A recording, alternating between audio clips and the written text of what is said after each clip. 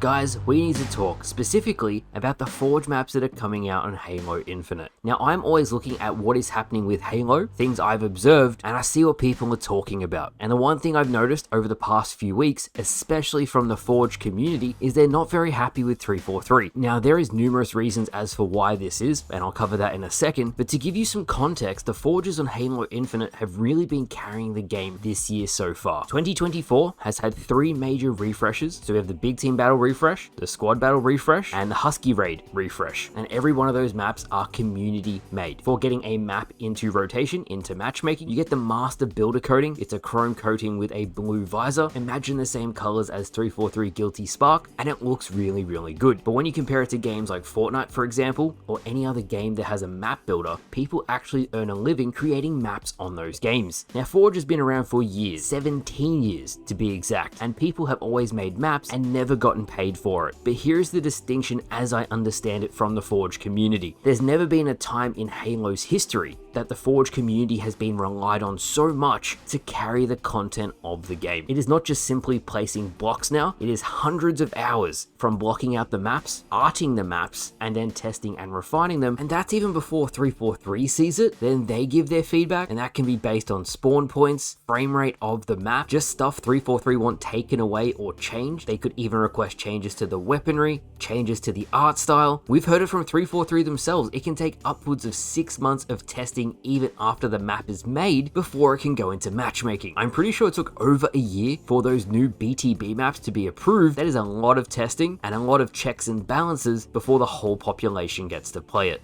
It can take up to 500 hours to make a map now, and the proof is in the pudding. The maps the Forgers have put out are light years ahead of what Sperasoft, the contracted company that is putting out maps for Halo Infinite at the moment, is currently doing. I made this comparison last week. Here's a map by Ethan Hibbs, and then you compare it to Corrosion, the new map that is coming out soon. It's a night and day difference. As a very quick side note, this year, 343 has put out Illusion. That is a developer-made map, ultra high quality, and it looks amazing. At this point, honestly, you're better off contracting the Forgers to create the maps, give them access to the increased tools in a build of the game, and I think we would be very surprised at the amazing stuff that is created. I can definitely see where the Forge community is coming from. 99% of the new stuff that's come to the game this year has been Forge made, and of that 99%, 95% has been from the community. Then you have to keep in mind they're putting out higher quality than the people actually contracted to do a job, and then you have to factor in how long it actually takes to make the maps. I can see why they're frustrated, I really can. Ultimately, this has all come about because they are passionate about Halo. They don't want to go to other games and make maps on those games, but also they can't justify the time it actually takes to make those maps if there's no compensation at all. Now, as for the compensation itself, how they would get paid, that's entirely up to 343.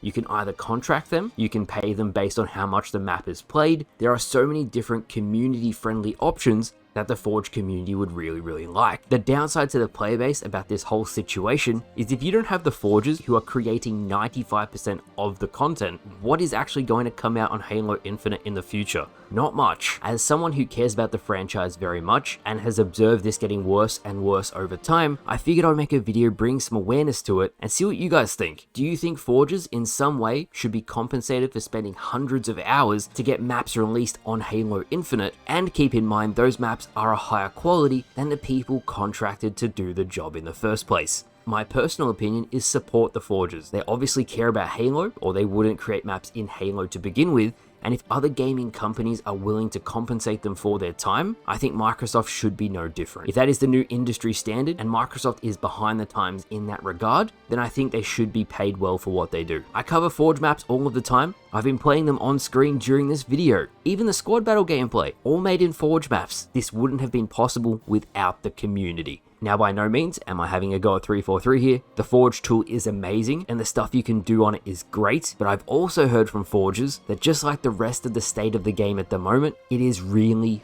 buggy. To the point where something that takes 10 minutes to do can now take upwards of hours. 1, Forge crashes a lot. 2, everything glitches out. And 3, it just feels unrefined. I figured that was important to add at the end here, as all across the board, even you guys have mentioned yourselves, the game feels like it's in a rough spot and it needs some TLC. So guys, let me know what you think. Should the Forge community be supported? You see the stuff they put out all the time. If you agree with any of this, leave the video a like. I've got an absolutely juicy video planned for tomorrow. You are not going to want to miss it. But thank you all for watching. I hope you all enjoyed, and I'll see you guys later.